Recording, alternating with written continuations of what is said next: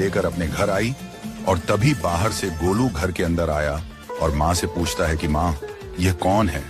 तो मैया ने बोला ये भगवान हैं और ये ही हमारे मालिक हैं। अब तो घर में जब भी कोई नई चीज बनती तो सबसे पहले बिहारी जी को भोग लगता। पहले यह सब चीजें गोलू को सबसे पहले मिलती थीं। इससे गोलू बहुत चिढ़ने लगा और मन ही मन ठाकुर जी को कोसने लगा। एक दिन गोलू की माँ काम पर जाते समय बोली, गोलू यमुना जी से मटके में जल भर कर लाना। जब गोलू पानी भरने के लिए जाने लगा तो जाते जाते बिहारी जी को कहने लगा, खाने के लिए तो सबसे पहले तैयार रहते हो, लेकिन काम तो मुझे ही करना पड़ता है। अगर यहाँ रहना है तो काम करो। कहकर गोलू यमुना जी से जल भरने के लिए चल पड़ा। गोलू जब यमुना जी में जल भरने लगा तो उसने देखा कि यमुना जी के अंदर बिहारी जी विराजमान हैं और कह रहे हैं, ला गोलू घड़ा हम भर देते हैं। गोलू उनको देखकर हैरान हो गया और बोला, नहीं नहीं मैं अपने आप भर लूंगा। लेकिन ठाकुर जी ने उसके हाथ से घड़ा ले लिया और भरकर घर ले आए। गोलू घर आकर डर रहा था कि अगर माँ को पता लगा कि मैंने ठाकुर जी से काम करवाया है तो आज मेरी पक्की पिटाई होगी। माँ ने घर आकर बिहारी जी को गीले कपड़ों में देखा तो एकदम से हैरान हो गई और कहने लगी कि गोलू ये जरूर तेरी शरारत है, जरूर तूने ही इन पर जल डाला है। गोलू ने अपनी माँ को समझाने का बहुत प्रयास किया, लेकिन माँ ने उसको डांट कर चुप करा दिया और ठाकुर जी के भीगे हुए वस्त्रों को बदलने लगी। अगले दिन जब माँ ने गोलू को अनाज पिसवाने का काम दिया तो बिहारी जी फिर अनाज का कनस्तर ले आए और माँ को ठाकुर जी के वस्त्रों के ऊपर सूखा आटा पड़ा मिला।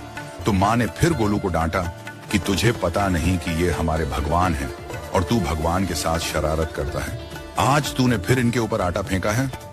तो गोलू शपथ लेकर कहने लगा, नहीं माँ मैंने कोई शरारत नहीं करी है, ये तो मेरे हाथ से गेहूं का कनस्तर लेकर खुद पिसवा कर आए हैं। गोलू की माँ आज बहुत गुस्सा हुई।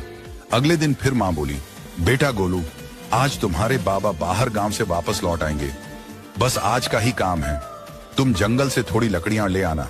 गोलू फिर डर गया, कहीं ठाकुर जी फिर मेरे पीछे ना आ जाएं। गोलू ने माँ को बोला कि मैं चला तो जाऊंगा, लेकिन बिहारी जी को समझा लो, वो मेरे पीछे ना आई। उसकी माँ हंसकर बोली, हाँ हाँ समझा दूंगी, तुम जाओ तो सही। गोलू जल्दी जल्दी लकड़ियां लेने जंगल में चला गया और माँ काम पर चली गई। लेकिन उस दिन माँ काम से जल्दी वापस आ गई और देखा बिहारी जी अपनी चौकी पर विराजमान नहीं है। वह तो एकदम से घबरा गई कि कहीं गोलू की शरारत तो नहीं। वह भागी भागी जंगल की तरफ गई।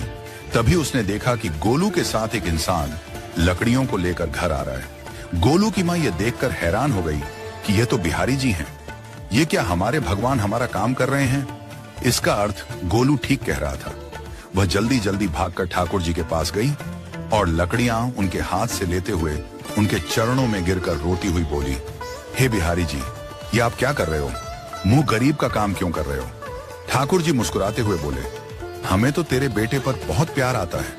सब लोग हमें भगवान समझते हैं, लेकिन एक तेरा बेटा ही था जो हमको अपना मानता।